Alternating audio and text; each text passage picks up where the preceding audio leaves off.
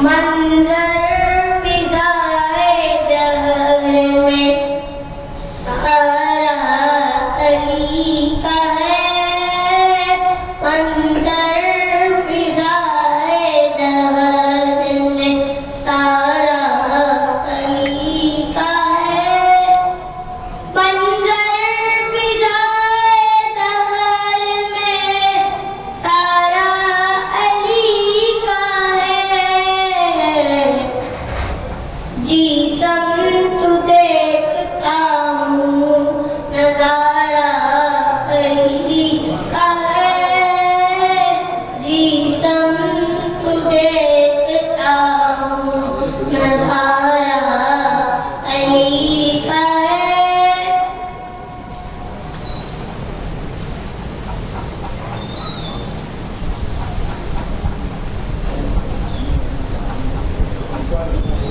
کل کا جمال جزو کے چہرے سے آیا، کل کا جمال جزو کے چہرے سے آیا، کوڑے پہ حسین نظارہ علی کا ہے، کوڑے پہ حسین نظارہ علی کا ہے۔ تم دخل دے رہے ہو عقیدت کے باب میں، تم دخل دے رہے ہو عقیدت کے باب میں، یہ دیکھو دیکھو معاملہ یہ ہمارا علی کا ہے، دیکھو معاملہ یہ ہمارا علی کا ہے، دنیا میں اور کون ہے اپنا، دنیا میں اور کون ہے اپنا، وہی علی، ہم پر کرم نصیر یہ سارا علی کا، ہم پر کرم سارا علی کا ہے۔ صدق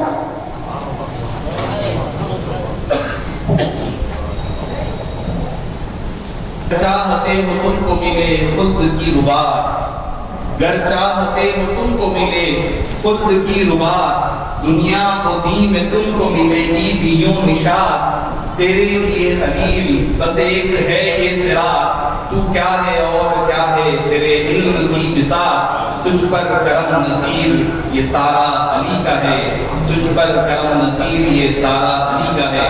معزز سامعین کرام، والد کرام کی رحمت و رضوان کی یہ کوشش ہوا کرتی تھی کہ ایام جو ہوتے اس کو ایک یکجا جمع کر دیا جائے۔ عرس شریف میں چھٹی شریف کو بھی یعنی حضرت خواجہ غریب نواز سرکار قدس اللہ سرہ العزیز کی فاتحہ کو بھی شامل کر لیتے، پھر آگے حضرت مولا علی مشکل کشا رضی اللہ عنہ کی یوم ولادت ہوتی تو اس کو بھی عرس شریف کے 11 رجب المرجب کے اس عرس شریف میں شامل فرما دیا کرتے ہیں۔ جیسے گزشتہ بھی آپ دیکھتے ہیں کہ حضرت بی بی فاطمہ اور حضرت سیدنا ابوبکر صدیق رضی اللہ عنہ یہ دونوں خواتین کو ملاتے تاکہ ایک میسج جائے ہر ایک کو، یہ سارے ہمارے ہیں، سب کو جوڑنے کا نام ہی اہل سنت والجماعت ہے۔ آج تو ہر جگہ پروپگنڈا چل رہی ہے، ہر ایک کو جوڑنے کا نام، صحابہ اور اہل بیت دونوں کے دامنوں کو تھام کر آگے چلنے کا نام ہی اہل سنت والجماعت ہے۔ معزز سامعین کرام، آپ تمامی حضرات کا تو دل کی گہرائیوں سے اس سے مبارکباد پیش کرتا ہوں، اور ساتھ ہی ساتھ قبل اس کے کہ میں آج کے ہمارے مہمان مقرر حضرت بندہ نواز سرکار کے آل بندہ نواز یہ سدرات بلند پرواز قدس اللہ سے بڑی العظیم، چونکہ حضرت فیض اللہ حسینی بندہ نواز کے لیے رحمت کی خاص نسبت اور تعلق ہیں، تو اس وجہ سے حضرت کو آج مدد کیے ہیں آج کی ہماری سے شریف اور جلسے کے موقع پر. اور حضرت کا دیکھیے کہ ترتیب دیکھیے، حضرت سید شاہ فیض اللہ حسینی بندہ نواز کے لیے رحمت کا اسم مبارک. حالانکہ عمومی طور پر جو حضرات اکابرین جو اصلاف جو رہے ہیں بندہ نواز کی اور چشتی جو رہے ہیں، قادری میں سمجھتا ہوں کہ بہت کم رہے ہیں، آدمی بہت کم رہتے ہیں. بندہ نوازی، چشتی، علی حضرت یہ اسلاف کہا کرتے ہیں. مگر حضرت کا معاملہ حضرت قادری بھی ہے، چشتی بھی ہے، بندہ نوازی بھی ہے. تو نام میں بھی جب لکھا گیا تو اس کی ترتیب کو باقی رکھا گیا. سید شاہ فیض اللہ حسینی، امام حسین کا پہلے تذکرہ کی نسبت آ گئی، اس کے بعد حضور بڑے پیر کی نسبت سے قادری، اس کے بعد پھر نسبت آگے بڑھی تو چشتی، حضرت خواجہ غریب نواز کی چشتی نسبت شامل حال رہی. پھر آخر میں جا کر کے بندہ نوازی. تو حسینی، قادری، چشتی، بندہ نوازی، یہ ساری نسبتیں مراتب کے ساتھ یہ ذکر آپ کی شان ذات مبارکہ میں جمع ہو کر کے ملا کرتی ہے. تو آئیے کہ میں قبل اس کے ہمارے مہمان مقرر کو دعوت دیتا ہوں. میں ہمارے حضرت عبدالرحیم صاحب سے ملتمس ہوں کہ آج کے ہمارے مہمان خصوصی کی ان کو شکر کروں گا.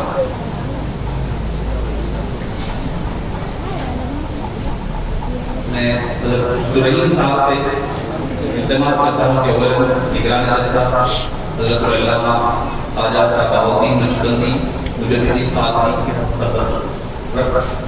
دامت برکات العالیہ سے ملتمس ہوں کہ ان کو شکر کرتا ہوں.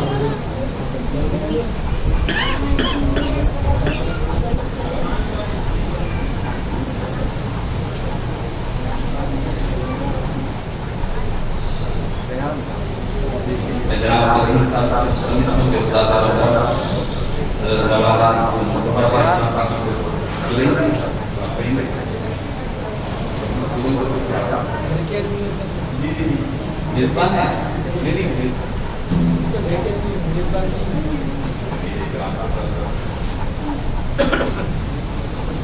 ہمارے لیے باعث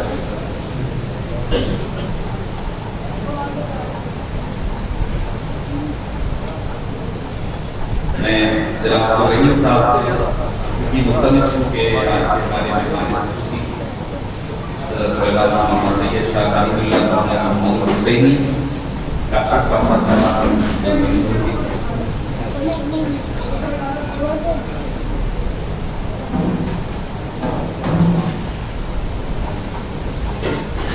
بس فریضہ اور ہمارے مہمان حضرت مولانا محمد ولایت قادری صاحب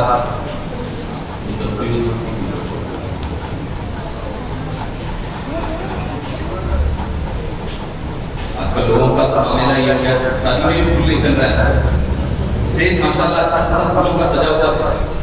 پھول اسٹیج پر پھول ہے، گلے میں پھول کا ہار پہننا بدعت ہے. مطلب پیچھے لگا رہا کون سی سنت، آپ گلے میں پہننا بدعت کہہ رہے ہیں، پیچھے لگا رہا کام کی سنت ہے. میں عبدالرحیم صاحب سے ملتمس ہوں کہ وہ مولانا محمد صاحب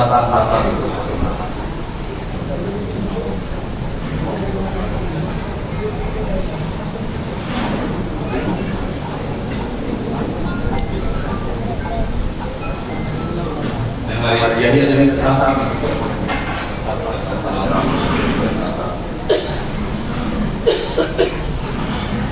آپ حضرات کو جلسہ صمیم قلب کے ساتھ سماعت فرمانا ہے. انشاءاللہ وقت پر نماز عشاء ہوگی. کہ ویسے تو دعوتوں میں گئے تو 11-12 بجے تک کھانا نہیں ملا تو بیٹھتے ہیں، انتظار کام ہوتا ہے.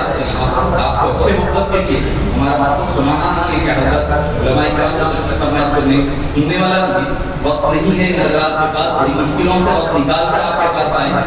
ہونا تو یہ چاہیے تھا کہ پیاسا کنویں کے پاس جانا تھا، مگر سمندر آپ کے پاس پیاس بجانے یہاں آئے ہوئے ہیں. تو آپ حضرات سے میری التماس ہے صمیم قلب کے ساتھ تشریف رکھیے اور سماعت فرمائیے. انشاءاللہ عشاء جماعت ہوگی، جماعت عشاء سے متصل انشاءاللہ وہ لوگ طرح والا کام کا اہتمام ہے. میں مولانا ڈاکٹر بابا صاحب سے ادب الملتمس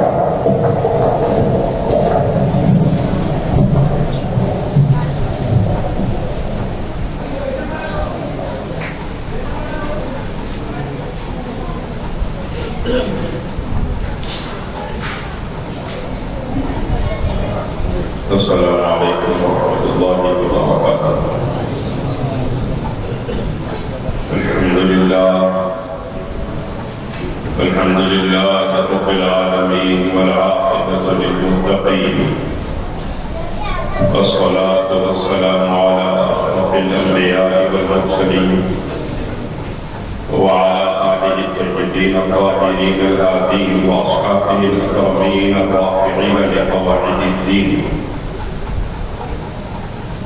أما بعد فأعوذ بالله من الشيطان الرجيم. بسم الله الرحمن الرحيم. يا أيها الذين آمنوا اتقوا الله وكونوا مع الصادقين. صدق الله مولانا العلي العظيم وصدق رسوله النبي الأمين الكريم ونحن على ذلك لمن الشاهدين والشاكرين. إن الله وملائكته يصلون على النبي يا أيها الذين آمنوا صلوا عليه وسلموا تسليما.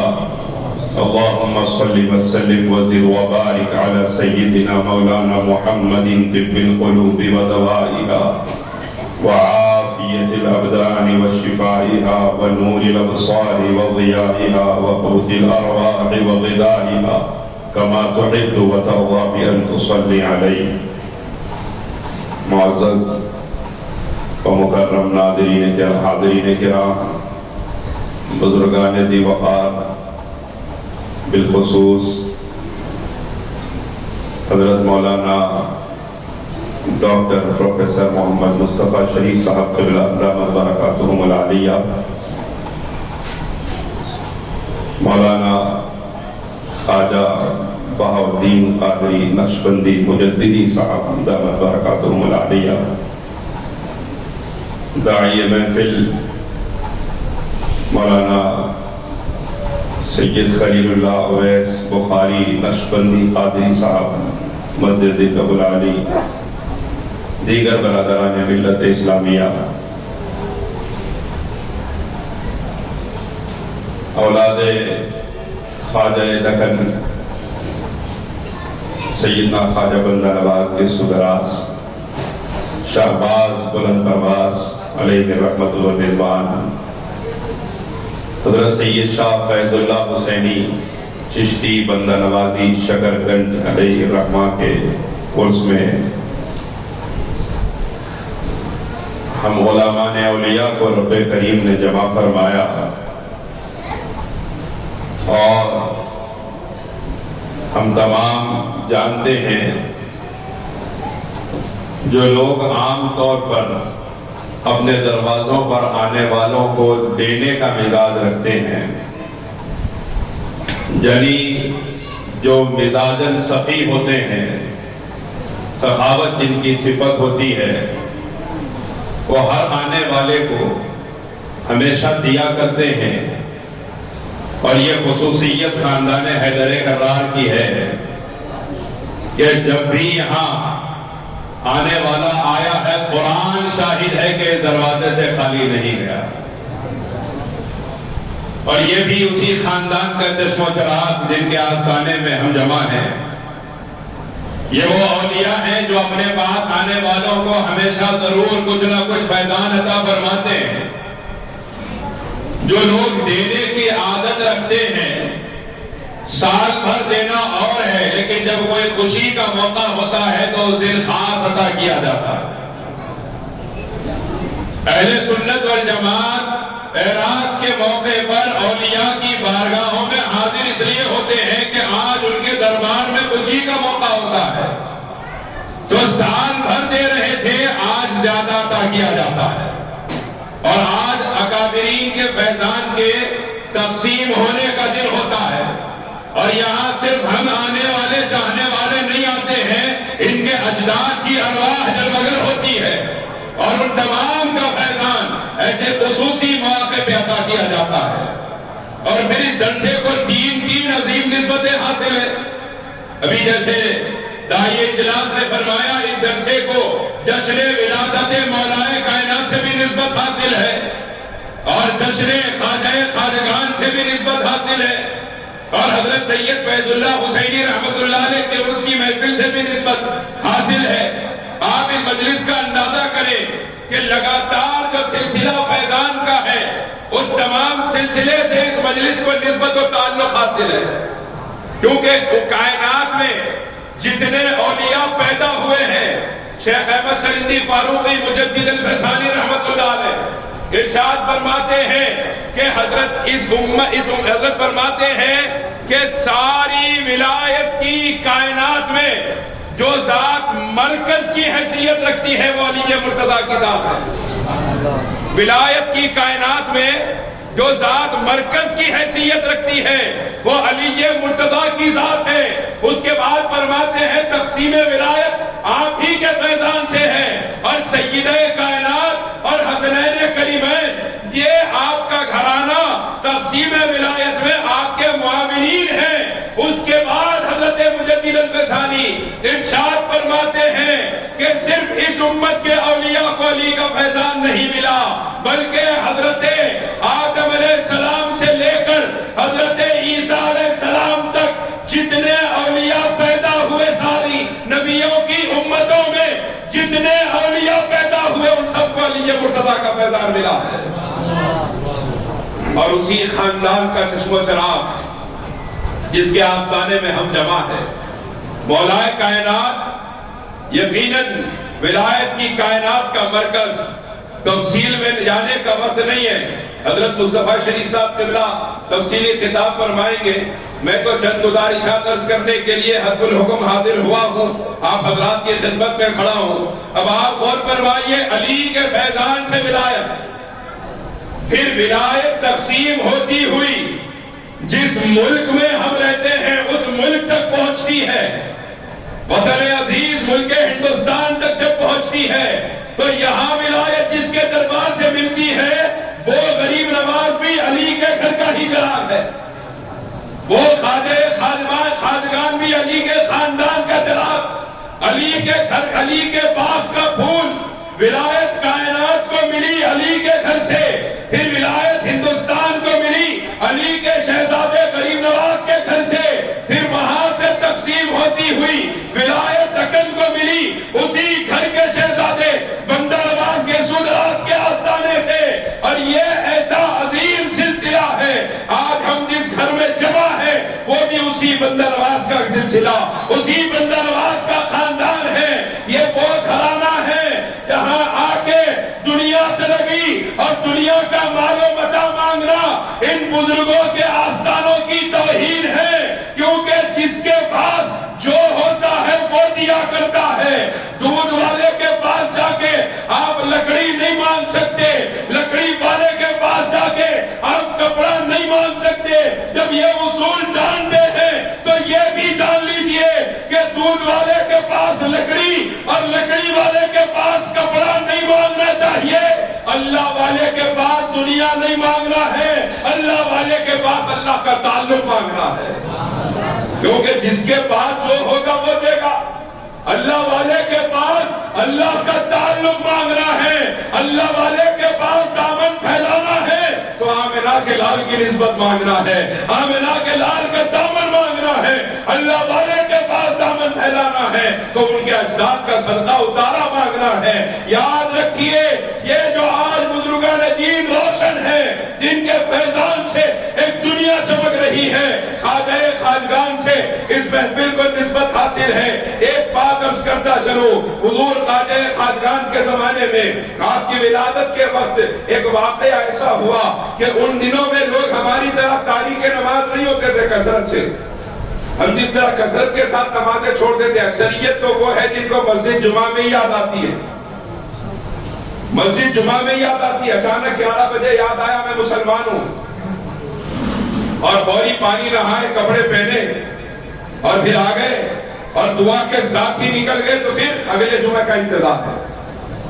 یہ اکثریت کا مزاج ہے، کسی کو تکلیف ہو رہی ہے میں معافی نہیں مانگوں گا، مزاج ہوتا ہے۔ اکابرین علماء کو ہم نے دیکھا ہے، میں معافی چاہتے ہوئے کہہ رہا ہوں کہ ہم یہ غلطی کر رہے ہیں، میں معافی نہیں مانگتا، غلطی جس نے کی ہے وہ معافی مانگے اللہ سے، وہ توبہ کرے، غلطی کوئی اور کرے معافی میں نہیں مانگوں گا۔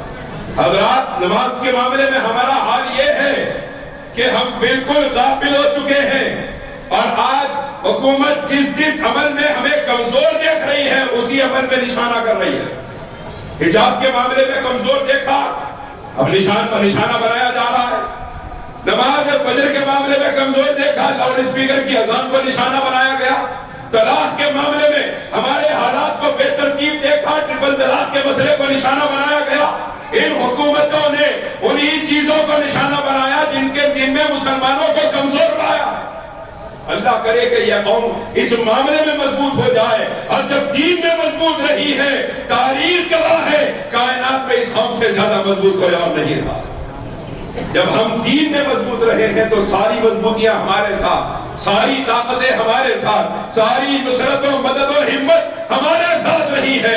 اور جب دین میں کمزور ہوئے ہیں جو حالات گزرے ہیں، گزر رہے ہیں، تاریخ بھی گواہ ہے، حال بھی گواہ ہے ہمارے اوپر جو حالات گزر رہے ہیں۔ حضرات آپ غور فرمائیے، اس زمانے میں لوگ کثرت سے ہماری طرح تاریخ نماز نہیں ہوتے تھے، وہ نمازوں کے پابند ہوا کرتے تھے۔ نماز تو نماز، فرض نماز کے علاوہ وہ تہجد کے بھی پابند ہوا کرتے تھے۔ ایک اللہ والے نے جیسے ہی رات کو آنکھ کھلی اور دیکھا کہ یہ کیا ہو گیا، آج مجھ سے تہجد چھوٹ گئی ہے، کیونکہ صبح صادق کا اجالا نظر آ رہا ہے۔ بڑی تکلیف ہوئی کہ اللہ مجھے معاف فرما، کیا غلطی مجھ سے ہو گئی کہ میں تہجد چھوڑ گیا، فجر کا وقت آ گیا، صبح صادق کا اجالا نظر آ رہا ہے، تہجد کا وقت نکل گیا ہے۔ جب اس اللہ والے نے اپنے ساتھ رہنے والے دوسرے بزرگ کی طرف دیکھا تو وہ بھی سو رہے، ان کو جگایا، ان سے کہا کیا کر رہے ہو، تم بھی سو گئے یا تہجد پڑھ کے آرام کیا؟ انہوں نے صبح صادق کا اجالا دیکھا، وہ بھی حیران ہے کہ اللہ مجھ سے تہجد چھوٹ گئی۔ دونوں نکلے فوراً مسجد کی طرف دوڑے فجر پڑھنے کے لیے۔ جب راستے میں چوراہے پر پہنچے تو کئی لوگ جمع ہیں، یہ کہتے ہوئے کہ آج ہم سب سے تہجد چھوٹ گئی ہے۔ صبح صادق کے اجالے کی طرح روشنی آسمان پہ ہے، ہم سب سے تہجد چھوٹ گئی ہے، اور اس فکر میں ہے کہ آج پورا کا پورا سنجر تہجد چھوڑ بیٹھا۔ اتنی بڑی غلطی ہم تمام سے ایسی کیا خطا ہو گئی کہ آج اللہ کے دربار میں نہ بلائے گئے؟ یہ کیفیت ہے، لوگ کھڑے ہیں ابھی چوراہے پر، خواجہ خواجگان کے والد بزرگوار حضرت خواجہ سید غیاث الدین حسینی رحمت اللہ علیہ تشریف لائے۔ لوگوں نے عرض کیا حضرت دیکھیے سارے سنجر کی تہجد چھوٹ گئی ہے۔ آپ نے ارشاد فرمایا تہجد نہیں چھوٹی۔ لوگوں نے کہا اجالا آسمان پہ دیکھ رہے ہیں، فرمایا یہ اجالا صبح صادق کا نہیں ہے، یہ اجالا اس وقت سے ہے جب سے میرے گھر میں میرے بیٹے معین الدین کی ولادت ہوئی ہے، اور میں دیکھ رہا ہوں کہ تم تو صرف آسمان دیکھ رہے ہو، میرے گھر میں چل کے دیکھو، میں دیکھ رہا ہوں کہ میرے گھر کی دیواروں سے نور چھن چھن کے اتر رہا ہے، اور میرے گھر کا ایک ایک کونا روشن نظر آ رہا ہے۔ عاشق کی عقیدت نے کہا ارے صرف شہر سنجر روشن نہیں ہے، یا صرف خواجہ غیاث الدین کا آنگن روشن نہیں ہے، یہ وہ معین الدین حسن ہے جس کے آستانے کی خیرات لے کر پورا ہندوستان روشن نظر آ رہا ہے، جس کے آستانے کے فیضان سے پورے برے صغیر کا ایک ایک کوچہ ایک ایک گلی روشن نظر آ رہی ہے۔ تمام سلاسل کے اولیاء اس زمین پہ تشریف لائے ہیں، اور سب کی خدمات نے ہمارے سروں پہ ٹوپیاں اور چہروں پہ داڑیاں سجائی ہیں، لیکن اس ملک ہندوستان اور برے صغیر کی حکومت کی ذات کو اللہ نے عطا فرمائی ہے، وہ سرکار کریم نواز اور خاندان چشتیہ کے خاندان ہے، اور انہی کا فیضان کی ایک صورت حضرت فیض اللہ حسینی بندہ نواز رحمت اللہ علیہ کی ذات ہے۔ حضرات آپ غور کیجئے، خواجہ خواجگان جب تشریف لائے ہیں، اتنی بڑی تعداد میں لوگ مسلمان ہوئے۔ اب ہمیں سمجھنا یہ ہے کہ کس وجہ سے مسلمان ہوئے؟ تلوار کے زور پہ مسلمان ہوئے؟ لوگوں کو ڈرا دھمکا کے مسلمان کیا گیا؟ یا لوگوں کو جگڑ کے زنجیروں سے کہا گیا کہ مسلمان ہو جاؤ نہیں تو قتل کر دیے جاؤ گے؟ نہیں، ہمیں سیکھنا کیا ہے؟ ان بزرگوں کو دیکھ کر لوگ مسلمان ہوتے تھے، اور آج باپ کی زندگی کو دیکھ کر بیٹے کو اسلام سمجھ میں نہیں آ رہا، ماں کی زندگی کو دیکھ کر بیٹی کو اسلام سمجھ میں نہیں آ رہا ہے۔ وجہ کیا ہے کہ وہاں تلوار کے زور پہ اسلام نہیں پھیلا، مصطفیٰ کے کردار کی وجہ سے اسلام پھیلا ہے جو یہ بزرگان دین اپنے ساتھ لے کر آئے۔ اسلام اخلاق کی وجہ سے پھیلا ہے، کردار مصطفی کی وجہ سے پھیلا ہے، تلوار کی وجہ سے نہیں پھیلا۔ آج باپ بیٹے سے نہیں کہہ سکتا کہ تو نے نماز فجر کیوں نہیں پڑھی ہے۔ اگر بیٹا پلٹ کے پوچھ رہے آپ بھی تو آرام کر رہے تھے۔ شوہر بیوی سے کیوں نہیں پوچھ سکتا کہ آج تم نے نماز اگر چھوڑی ہے تو میں تمہارے ہاتھ کا کھانا نہیں کھاؤں گا۔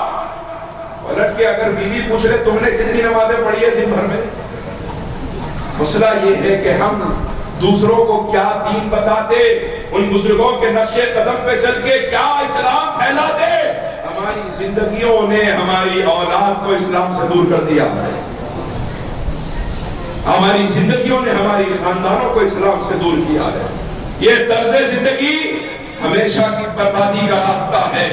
یہ جتنے کیونکہ بامقصد زندگی وہی ہے جو موت کی تیاری میں گزر جائے، کیونکہ موت کے سوا کوئی اور چیز اس قدر مسلم نہیں ہے جو آ کے رہنے والی ہے، وہ آئے گی ضرور۔ اس کی تیاری میں جو زندگی گزرے وہ بامقصد ہے۔ اور یہ اولیاء جن کے پاس اتنی صدیوں کے بعد بھی ہم جمع ہو رہے ہیں، جن کے آستانے، جن کی گنبدوں کو اللہ نے روشن رکھا ہوا ہے، وجہ کیا ہے؟ جن کے سینوں میں عشق الہی اور عشق مصطفی کی شمع روشن رہی، ان کے دنیا سے جانے کے بعد اللہ نے ان کی قبروں کو روشن فرما دیا، ان کی گنبدوں کو روشن فرما دیا ہے، ان کے آستانوں کو روشن فرمایا ہے۔ کب؟ ان کی زندگیاں جنہوں نے اس زندگی میں رہتے ہوئے اپنے رب کو یاد رکھا ہے، جن کے سینے اس کی محبت سے معمور رہے، اس نے ان کی محبتوں کو مخلوق کے سینوں کے اندر داخل فرما دیا ہے۔ اب ہمیں غور کرنا یہ ہے کہ ہم سے رشتہ دار جڑے ہوئے ہیں، ہم سے سگا بھائی جڑا ہوا ہے۔ میں اجمیر شریف میں ابھی خواجہ خواجگان کے حسین شریف کی محافل میں حاضر تھا، اور میں حیرانی کے عالم میں یہ دیکھ رہا تھا کہ اگر کوئی بیٹا جس کے باپ کا انتقال ہو کر 8 سال گزر جائے، اس کے سامنے کوئی اس کے باپ کا نام لے، یا وہ باپ کی قبر پہ چلا جائے، جاتا ہے، فاتحہ پڑھتا ہے، کتنے بیٹوں کو دیکھا 2 سال ہوئے، 3 سال ہوئے، 5 سال ہوئے، 8 سال ہوئے، باپ کا انتقال ہوئے، باپ کی قبر پہ گئے، پھول چڑھائے، فاتحہ پڑھے، دعا کیے، واپس نکل کر آ گئے۔ انتقال کا دن ہوتا ہے، بیٹا روتا ہوا جاتا ہے۔ زیارت کا دن ہوتا ہے، کچھ آنسو ابھی گرتے ہوئے نظر آتے ہیں۔ چہلم کا دن ہوتا ہے، کچھ آنسو آنکھوں میں جمے ہوئے نظر آتے ہیں۔ وقت گزرتا جاتا ہے، وہ آنسو تھمتے چلے جاتے ہیں۔ 8 سال کے بعد بیٹا باپ کی قبر پہ جائے، آنسو نہیں آتے، اور وہ تڑپ محسوس نہیں ہوتی جو انتقال کے دن ہو رہی تھی۔ لیکن میں دیکھ کے حیران تھا کہ لاکھوں کا ازدحام خواجہ خواجگان کے آستانے پہ جمع ہے، غریب نواز کا نام آ رہا ہے، لوگوں کی آنکھوں سے آنسو نکل رہے ہیں، لوگوں کی آنکھوں سے بے ساختہ آنسو نکل رہے ہیں۔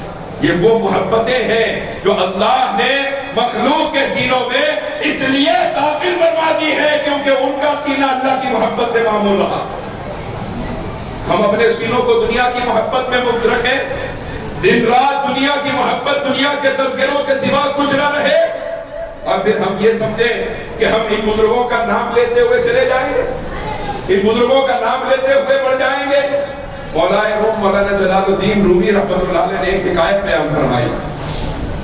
ارشاد فرماتے ایک مقام تھا، اس وہ گاؤں بالکل ایک جزیرہ تھا، اور اس سے بڑا جنگل لگا ہوا تھا، اور جب سال کا پہلا دن آتا وہ سارے علاقے کے لوگ دریا کے کنارے جا کے کھڑے ہو جاتے، اور جو کوئی آدمی سب سے پہلا آتا اس کو پکڑ کے اپنا بادشاہ بناتا۔ یہاں تو اچھی بات ہے کہ بادشاہ بن گیا، لیکن اس کے بعد کیا ہوتا؟ جب سال بھر گزر جاتا، سال کے گزرنے کے بعد میں اس کو لے جاتے اور جنگل میں پھینک دیتے، جہاں جانور بھیانک قسم کے، اور جنگل جہاں کھانے پینے کے لیے کچھ نہ ہو، ایسے مقام پہ پھینک دیا جاتا جہاں کے جانور اس کو چیر پھاڑ کے ختم کر دیتے۔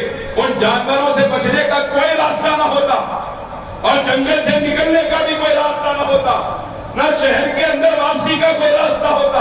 1 سال بادشاہ بڑی شان سے رہتا، جو کہتے ہیں پیش کر دیتے، 1 سال کے بعد میں لے جا کے جنگل کے اندر پھینک دیتے۔ ایک مرتبہ اس علاقے کا بادشاہ کا انتقال ہوا، اس علاقے کے بادشاہ کا سال مکمل ہوا اور سارے علاقے کے لوگ آ کے کھڑے ہوئے تو ایک تاجر وہاں داخل ہوا. اس تاجر کو آتا ہوا دیکھا، ان لوگوں نے پکڑ کے کہا اچھا تم ہمارے بادشاہ. اس نے کہا ہوگا کیا؟ سارا ماجرا سنایا کہ 1 سال تم ہمارے بادشاہ رہو گے، تم جیسے کہو گے ویسے ہی ہوگا، اور 1 سال کے بعد میں تمہیں لے جا کے جنگل میں پھینک دیا جائے گا. اس نے کیا کیا؟ سب سے پہلے صاف صفائی والے لوگوں کو بلایا اور فوج کو بلایا اور دونوں کو کہا یہ صاف صفائی کریں گے اور جتنے جانور نظر آئیں گے فوج ان کو ختم کرتی چلی جائے گی. یہاں تک کہ چند مہینوں میں سارا جنگل میدان میں تبدیل ہو گیا، اور میدان میں جب سارا جنگل تبدیل ہو گیا ہے اور کوئی جانور بھی باقی نہیں رہا ہے، اس نے اپنے لیے محل کی تعمیر کروانا شروع کر دیا. اب وہاں اپنے لیے کنویں بنوائے، نہر نکالی، محل بنایا. سال مکمل ہوا، لوگ اس کو پکڑ کے لے گئے. جب جنگل کا نقشہ دیکھا تو حیران ہو گئے کہ شہر سے اچھا مقام تو وہ نظر آ رہا ہے. اس سے کہا تم نے کیا کیا؟ اس نے کہا میں نے 1 سال کی بادشاہت میں سال کے بعد کے حالات کو بھولا نہیں میں، بلکہ سال کے بعد کیا کرنا ہے میں نے اس کی تیاری کی ہے. اس کے بعد مولانا رومی ارشاد فرماتے ہیں اسی طرح ہمیں اللہ نے زندگی عطا فرمائی ہے، لیکن جس طرح پہلے والے لوگ بھول جایا کرتے تھے ہم بھی بھلا کے بیٹھے ہوئے ہیں. عقل مندی یہ ہے کہ ہم یہاں رہے اور خبر کے بچھوؤں کو یہاں سے ختم کریں، یہاں رہے اور خیال دوزخ کے عذاب کو یہاں سے ختم کریں، یہاں تک کہ جب زندگی گزار کے ہم جائیں تو خبر ہماری جنت کا باغ بنا دی جائے اور میدان محشر میں ہمارے لیے جنت کا اعلان ہو جائے. اس زندگی میں اس زندگی کو جس نے یاد رکھا ہے اسی کے در سے لوگوں کو فیضان ملے ہیں اور وہی زندگی بامقصد گزری ہے. ورنہ جس طرح آئے ہزاروں لاکھوں چلے گئے. آپ دیکھیں 300 برس سے زیادہ کا عرصہ گزر گیا حضرت فیض اللہ حسینی رحمۃ اللہ علیہ کو. ان 300 برس میں اور کتنے بادشاہ بھی آئے گئے ہوں، کتنے بادشاہ سرزمین دکن ہو، سرزمین ہندوستان ہو، کتنے بادشاہ آئے ہوں گے، کتنے لوگ تخت پہ بیٹھے ہوں گے. ان کے پاس آپ اس ادب سے نہیں جاتے جن کے دروازوں پہ ہزاروں لوگ ادب سے کھڑے ہوتے تھے. آج کوئی ان کی مزارات کو جانے والا بھی نہیں ہے، اور وہ لوگ جن کے دل کے دروازے اللہ کی محبت سے معمور ہو چکے تھے ان لوگوں کے آستانوں پہ بس عقیدت و احترام دنیا حاضر ہو رہی ہے. وجہ کیا ہے؟ محبت الہی جو ہے، محبت مصطفی جو ہے اور اللہ اس کے رسول کے احکامات پر جو عمل آوری ہے، یہی ہمیشہ کی کامیابی کی ضمانت ہے. ان بزرگوں کی زندگی نے ہمیں درس کیا دیا یہ سمجھنا ضروری ہے. صرف نعرے لگانے میں یا دامن ہاتھ میں ہے کہہ لینے سے بات پوری نہیں ہوگی. حقیقت کے میدان میں اتر کے بتانا پڑے گا. میں جس کا نام لے رہا ہوں اس کی زندگی کے آثار میری زندگی میں نظر آ رہا ہے. اللہ تعالی ہم تمام کو حضرت سید فیض اللہ حسینی رحمۃ اللہ علیہ کے فیضان سے مستفید فرما. آج سے پاک کا مبارک موقع اور فیضان کی تقسیم کا موقع ہے. ہم تمام کو اس دن کے فیضان سے مستفید فرما، ہمارے سینوں کو روشن فرما، آپ کے فیضان سے ہماری خبروں کو روشن فرما. ہم تمام کی جو کچھ جائز مراتے ہیں اپنے کرم سے اپنے حبیب صلی اللہ علیہ وسلم کی نامہ پاک کے مقدس صدقے میں پورا فرما. آمین یا الہی. ای دعا ازمن گردت قبول ازد فیل مجدن بہر غوث اعظم و خواجہ خواجگان زمن ازد فیل بندرواز سلطان و خواجہ دکن لی خمسۃ لطفی بہا حر المبائل حاطمہ المصطفیٰ والمرتضی وبلاہما والفاطمہ وآخر دعوانا الحمدللہ.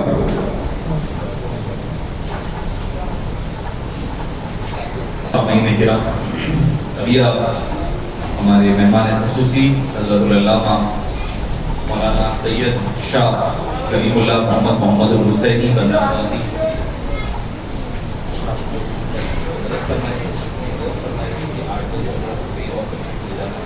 آپ جیسا حکم فرمایا.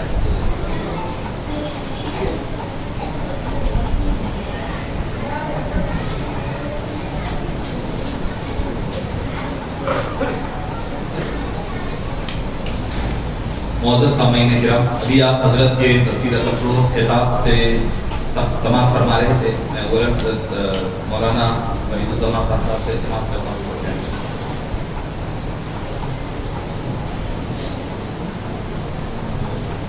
معزز سامعین کرام، ابھی آپ حضرت کے خطاب سے فیضیاب ہو رہے تھے. آپ بولیں گے کہ بھی مزار جو ہوتی ہے، درگاہ شریف جو ہوتی ہے، وہاں پر قریب رکھنے سے کیا فائدہ ہوتا ہے؟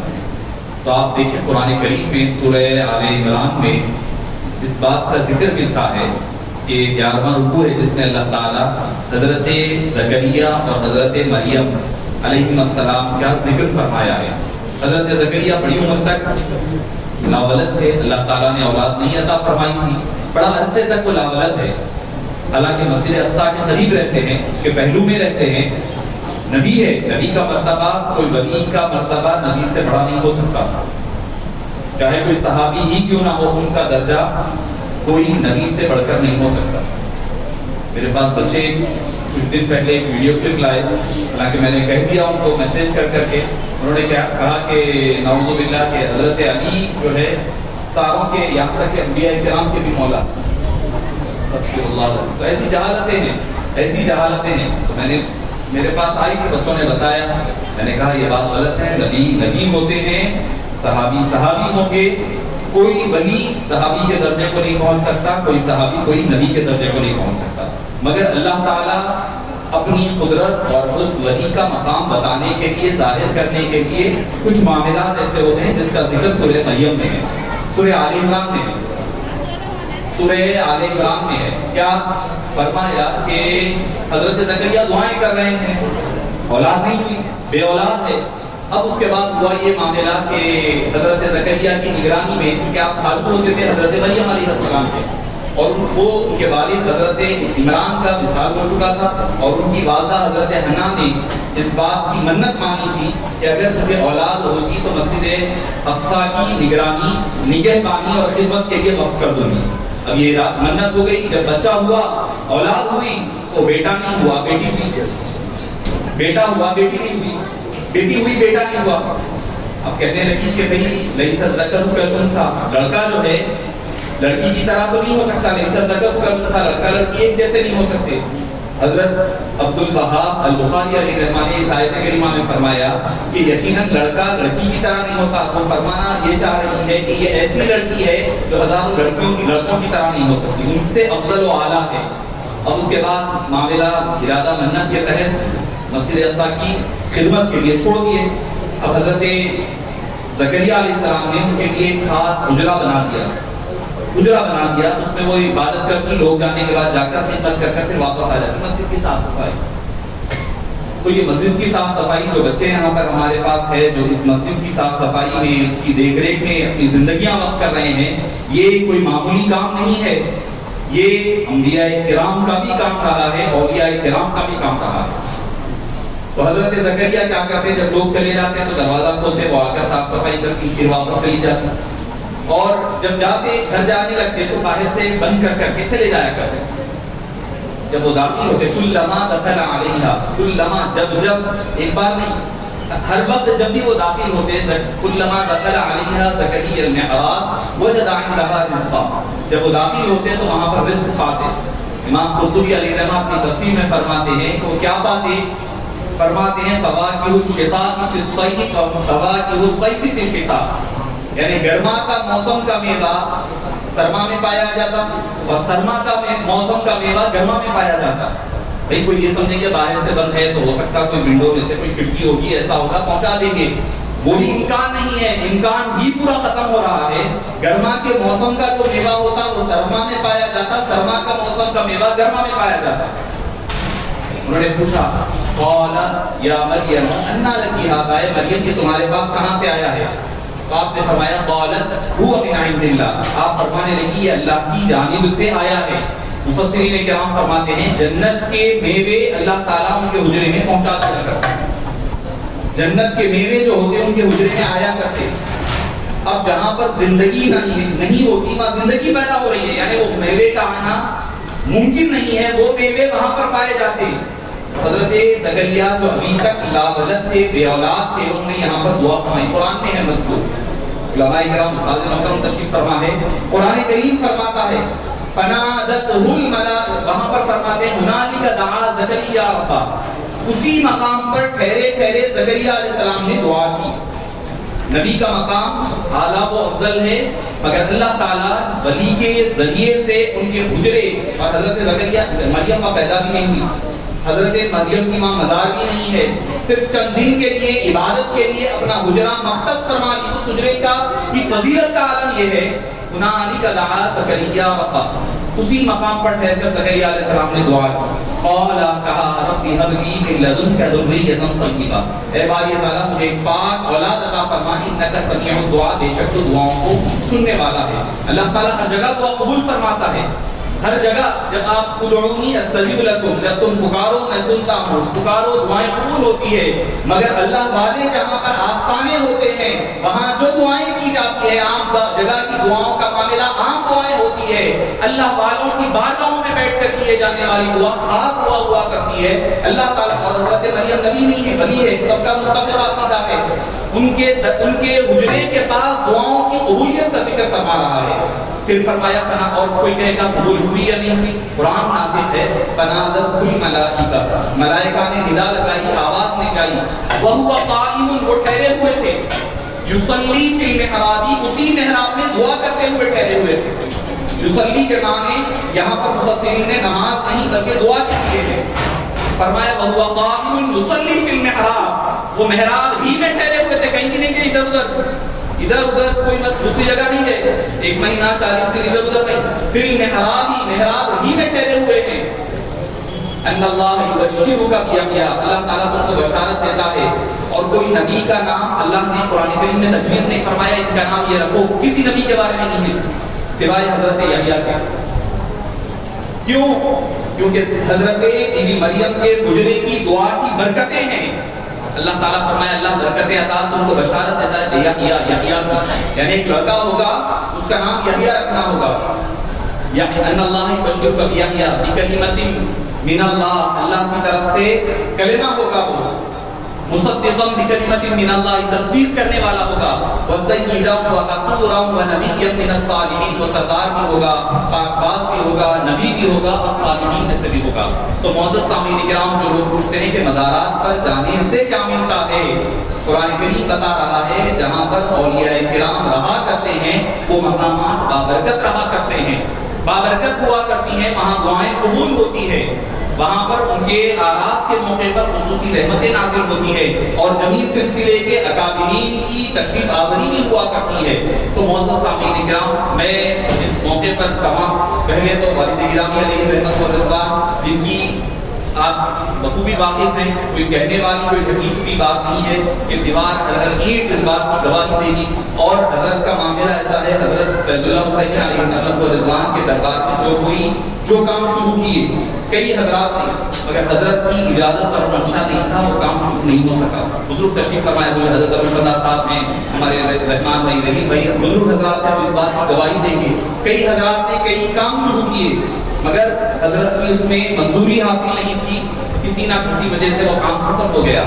کیونکہ اس مسجد کا آغاز جب ہوا تو حضرت کی منظوری بھی شامل ہے. کیوں؟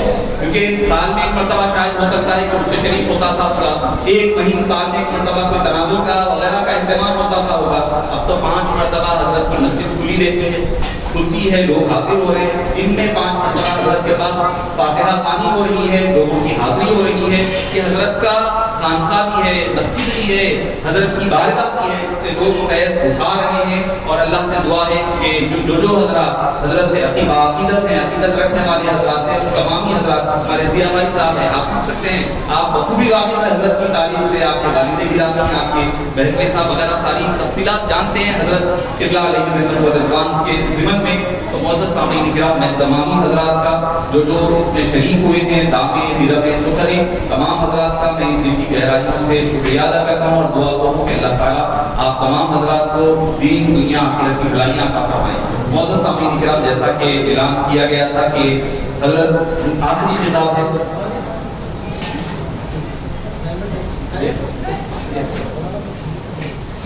استاد محترم کے حکم پر، کیونکہ آپ کا حضرت فرما دیے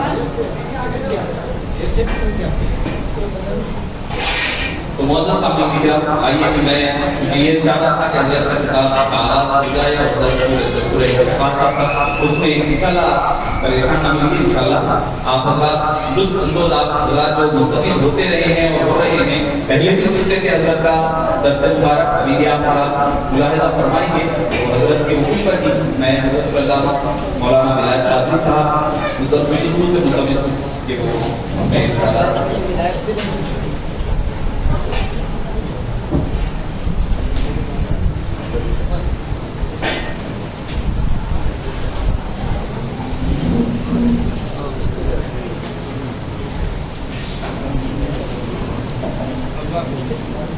السلام عليكم ورحمة الله تعالى وبركاته.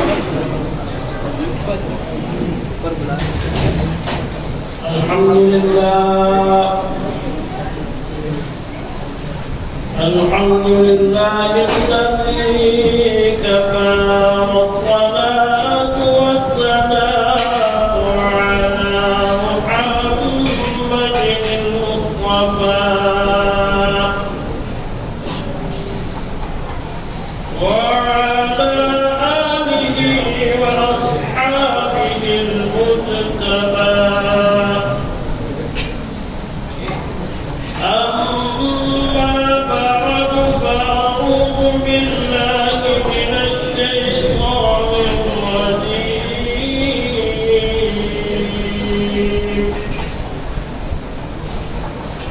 بسم الله الرحمن الرحيم.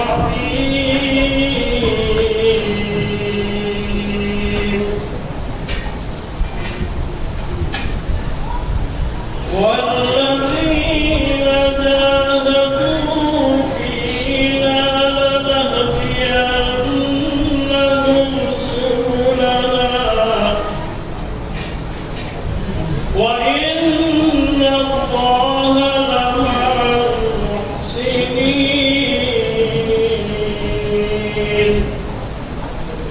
صدق الله المولانا العظيم وصدق رسوله النبي الأمين الكريم ونحن على ذلك لمن الشاهدين والشاكرين والحمد لله رب العالمين.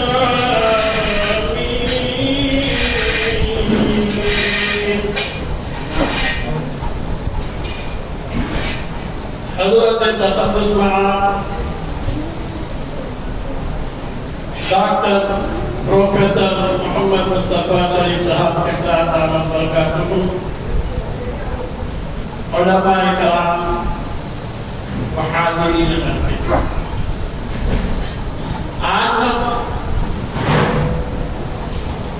ایک اللہ والے کی یاد میں جمع ہوئے ہیں اور رب العالمین کا ارشاد ہے وَذَكِّرْ فَإِنَّ الذِّكْرَىٰ تَنفَعُ الْمُؤْمِنِينَ. یقیناً تم یاد کرو اور تمہارا یاد کرنا تمہیں فائدہ پہنچاتا ہے. اور آقا علیہ السلام کا ارشاد پاک ہے ذکر الانبیاء عبادت و ذکر الاولیاء کفارہ، کہ جب اہل ایمان انبیاء علیہ السلام کا ذکر کرتے ہیں، ان کی یاد کی محفلیں سجاتے ہیں، تو اس محفل کا شمار عبادت میں ہوتا ہے. اور جب صالحین کا، اللہ کے نیک بندوں کا ذکر کیا جاتا ہے، تو اہل ایمان کے لیے یہ ان کے گناہوں کا کفارہ بنتا ہے. میں بلا باقی موضوع پہ آ جاؤں گا. میں سورۃ العنکبوت کی آخری آیت کی تلاوت کا شرف حاصل کیا، جس میں رب العالمین ارشاد فرماتا ہے وَالَّذِينَ جَاهَدُوا فِينَا लनहदियन्नहुम सुबुलना, और वो लोग जो हमारे रास्ते में जिद्दोजहद करते हैं, हमारे रास्ते में कोशिशें करते हैं, फीना, यहाँ रब्बुल आलमीन ने फीना फरमाया हमारे वास्ते, लनहदियन्नहुम सुबुलना, हम उनके लिए जरूर व जरूर हिदायत के रास्ते खोल देते हैं। और इन्नल्लाह लमअल मुहसिनीन, और यकीनन अल्लाह ताला एहसान करने वालों के साथ। अब मैं जरा थोड़ा आपको हदीस जिब्रील जिसमें एहसान का तज़किरा किया गया है वो बतलाऊं कि जब हज़रत जिब्रील अलैहिस्सलाम आका अलैहिस्सलाम की बात में हाजिर हुए और सवाल किया कि या रसूल अल्लाह एहसान क्या है, मुझे बतलाइए। अभी फाजिल मुखर्रिम ने आपके सामने बयान किया कि औलिया अल्लाह का जो मिशन है वो खुर्ब इलाही, वो याफ्ते इलाही है, अल्लाह का इरफान है, अल्लाह को पाना। तो हदीस जिब्रील में हज़रत जिब्रील अलैहिस्सलाम ने आका से सवाल किया कि या रसूल अल्लाह मुझे एहसान बतलाइए। तो आका अलैहिस्सलाम ने इरशाद फरमाया अन तअबुदल्लाह कअन्नका तराह व इन लम तकुन तराहु फइन्नहु यराक। कि जब ऐ बंदे तू अल्लाह की इबादत करे तो ये समझे कि तू अल्लाह को देख रहा। रुयत और दीदो शुहूद की बात की गई है कि ऐ बंदे जब तू मुसल्ले पर है, नमाज में है, क़ियाम में है, तो तेरा तसव्वुर ये होनी चाहिए कि तू अल्लाह को देख रहा है। अगर इस पहलू क़ियामत में नहीं है वो इन लम तकुन तराहु फइन्नहु यराक, तो कम से कम दर्जे में ये तो समझ लो कि अल्लाह तुम्हें देख रहा है। तो नमाज या इबादत आपको कहाँ ले जा रही है? नमाज का तसव्वुर क्या है? आप ज़ाहिर मुसल्ले पर खड़े हुए हैं, लेकिन आका अलैहिस्सलातु वस्सलाम आपको मिसाल दे रहे हैं कि देखो तुम्हारा मुसल्ले पर खड़ा होना यूं ही नहीं है, बल्कि तुम अल्लाह की जीत में मजबूर। कितना बड़ा मुकाम है नमाज का, अल्लाह का खुर्ब मिल रहा है। आज हम नमाज पढ़ते हैं, क्या हमारी नमाज उस मियार की है? हम उस मर्तबे पर आका अलैहिस्सलातु वस्सलाम ने इरशाद फरमाया कि तुम्हें अल्लाह का खुर्ब कैसा मिलता है? वमा यज़ालु अब्दी यतक़र्रबु इलैया बिन्नवाफ़िल। हम तो फर्ज पढ़कर बहुत बड़ी शान समझते हैं, नहीं, आका ने बतलाया कि यकीनन आपका फराइज़ का अदा करना अल्लाह का खुर्ब तुम्हें देता है, लेकिन इससे बढ़कर जब खुर्ब के तालिब हो तो नवाफिल अदा करना। नवाफिल का अदा करना अल्लाह के करीब ले जाता है, तक़र्रुब इलल्लाह की मंजिल पे आ पाते हैं। और क्या होता है जब आप नवाफिल कसरत से अदा करते हैं, नवाफिल की पाबंदी करते हैं, तो रब्बुल आलमीन का खुर्ब कैसा मिलता है? खुद आका अलैहिस्सलातु वस्सलाम फरमा रहे हैं कि अल्लाह बंदे से मोहब्बत करने लगता है, और जब मोहब्बत करने लगता है तो क्या होता है? बंदे में क्या तब्दीली रूनुमा होती है? कुन्तु समअहु अल्लज़ी यस्मअु बिही। वो बंदा अब अपने कान से सुनता है, लेकिन समाअत अल्लाह की होती है। वो बसरहु अल्लज़ी युबसिरु बिही, वो बज़ाहिर देखता है अपनी आँख से, लेकिन उसका जो नहीं अल्लाह का। औलिया अल्लाह की समाअत, औलिया अल्लाह की बसारत आम बंदों के जैसी नहीं। हम तो दीवार के पीछे का भी नहीं देख सकते, लेकिन वो दीवार के पीछे का भी देख लेते हैं। हज़रत उमर ने बतला दिया, या सायतु इलल जन्नह। हज़रत उमर रज़ियल्लाहु तआला अन्हु मस्जिद नबवी के मिंबर पर है और 800 मील के फासले पर हज़रत सादिया कुफारों से जंग लड़ रहे हैं, और हज़रत उमर को वहाँ पर हिदायत दे रहे हैं कि ऐ सादिया तुम पहाड़ के पश्त पे आना। तो ये नजर है औलिया अल्लाह, ये खुर्ब है। तो ये खुर्ब कैसा मिलता है? जब आप औलिया अल्लाह की जिंदगियों से वाबस्ता हो जाते हैं तो वो आपको अल्लाह का खुर्ब दिलाता है। और यही वो मनाजिल है कि अल्लाह के खुर्ब के लिए, अल्लाह की याफ्त के लिए और अल्लाह के इरफान के लिए हम इनसे वाबस्ता हैं। मन कान लिल्लाहि व कान अल्लाहु लहु। जो अल्लाह का हो जाता है तो अल्लाह उसका हो जाता है। अब उसकी जुबान से जो अल्फाज निकलते हैं बज़ाहिर आप देखते हैं कि अल्लाह का बंदा बोल रहा है, लेकिन खुदा की कसम अल्फाज अल्लाह के बंदे के होते हैं, कलाम अल्लाह के बंदे का होता है, लेकिन उसमें असर अल्लाह का होता है। इसीलिए कुरान ने क्या कहा, इन्नल्लज़ीना युबायिऊनका इन्नमा युबायिऊनल्लाह। ऐ महबूब, बज़ाहिर आप बैत में रहे थे, लेकिन वो अल्लाह से बैत कर रहे थे। तो जो मकाम है अल्लाह वालों का, उसको समझने की जरूरत है। और अगर आप अल्लाह का खुर्ब चाहते हैं, अल्लाह का तक़र्रुब चाहते हैं, अल्लाह से अपना ताल्लुक जोड़ना चाहते हैं, तो औलिया अल्लाह की जो तालीमात है, जो उन्होंने रास्ता आपको दिखलाया है, सुबुल, उन्होंने कोशिश की उस रास्ते के लिए। और खुदा की कसम अल्लाह ताला का वादा है, लनहदियन्नहुम सुबुलन, हम उनके लिए रास्ते बना देते हैं। और आपको मस्जिद मिल जाती है, क्योंकि हज़रत का दर्स कुरान शुरू होना है। तमाम का दुआ होता हूँ, परवरदिगार हज़रत के फैज़ व बरकत से हम सबको माफ़ फरमाइए। आखिर दाअवाना अल्हम्दुलिल्लाह।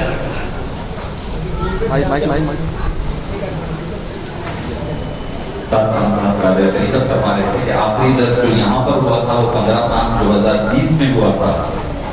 फिर कमोबेश 2 साल के बाद अल्हम्दुलिल्लाह हज़रत का दर्स मुबारक यहाँ ऑन ग्राउंड समझिए, वैसे तो ऑफलाइन चल रहा था, वैसे रूहानियत के कायल थे, रूहानियत के मानने वाले क्या थे, मगर ज़ाहिरी तौर पर यहाँ पर जो दर्स का आगाज़ हो रहा होने जा रहा है, मौजूद सामीन इकराम, अभी जो हालिया जो मसाइल चल रही हैं पर्दे के हवाले से हम तो बड़े जोश व खरोश में आते हैं फौरी तौर पर, मगर उतनी ही जोश के साथ, उतनी ही प्रेशर के साथ हम ठंडे में पड़ जाते हैं। हमारा कुछ ऐसा करता कांधे मारते हुए निकलते, वापसी में इस्लाम को भूल कर आ जाते आप यकीन जानिए कि अभी बहुत जल्द आपके निकाहों पर भी कहीं ना कुछ मसले आने वाले हैं। क्योंकि जिस तरह मारवाड़ियों के पास हम देखा करते थे बचपन में कि बारात निकलती है, अभी मैं बंदलापुरे में शादी में जा रहा था, देखा कि मर्द हजरात की पूरी बारात है, उसके पीछे खवातीन भी चल रही है। खवातीन भी, हमारे मुसलमान खवातीन की बात कह रहा हूँ। हम पर्दे पर तो बहुत जोश से नारे मार रहे हैं, स्टेटस चल रहा है, सोशल मीडिया पर पूरे भरे हुए हैं। अच्छी चीज़ है, सोशल मीडिया पर रहना ज़रूरी है आज के दौर में। आज मैं समझता हूँ कि सबसे बड़ा काम सोशल नेटवर्क पर होना ज़रूरी है इस्लाम के बारे में। मगर हम जोश के साथ काम तो कर रहे हैं, मगर जब वही पलट करके देखें हमारी अपनी ज़िंदगियों में, भाई शादी में आपको कौन रोका, कौन सी हुकूमत, कौन सी अदालत आकर आपको रोक रही है कि शादी में बाजा बजा, हाथ लेकर नंगे नाचो, बर्थडे हो रही है, रोड मार्ग गाड़ी रख रहे हैं, रख करके पूरी ट्रैफिक रोक करके चीजें मारते हुए केक काटा जा रहा है, चेहरों पर मला जा रहा है कि किसने सिखाया आपको। यहाँ पर शरीयत कामात याद नहीं आ रही आपको। जब यहाँ पर कोई अगर गैर मुस्लिम अगर यहाँ पर कुछ करेगा तब आप बेदार हो, यहाँ नहीं शरीयत पे हमला। मौजूद सामीन इकराम, ये हमें दोहरी और दोगली पॉलिसी को छोड़ना होगा। अगर बनना है तो पूरा मुसलमान बनना होगा। उदखुलू फिस्सिल्मी काफ़ा अफतुमिनूना बिबादिल किताबि व तकफुरूना बिबाद। हम बात किताब का कुछ हिस्सा मान रहे हैं, बात हिस्सा छोड़ रहे हैं। मन को जो अच्छा लगा वो अच्छा, जो मन को बुरा लगा वो सुन्नत की है तो बाजू, फर्ज की है तो हम उसको बाजू रख रहे हैं। आइए, मैं वक्त हो चला है कि मुफस्सिर कुरान उस्ताद मोहतरम हज़रतुल अल्लामा प्रोफेसर डॉक्टर मोहम्मद मुस्तफ़ा शरीफ साहब क़िबला नक्शबंदी मुजद्दिदी क़ादरी मुद्दत क़ुयूदुहु साबिक़ सदर शोबे अरबी जामिया उस्मानिया से कि अल्लाह ताला हज़रत को सेहत और आफियत के साथ आपके साए को पर देर व सलामत व करामत फरमाए और आपके क़ुयूद व बरकत से हम तमाम को मुस्तफ़ीद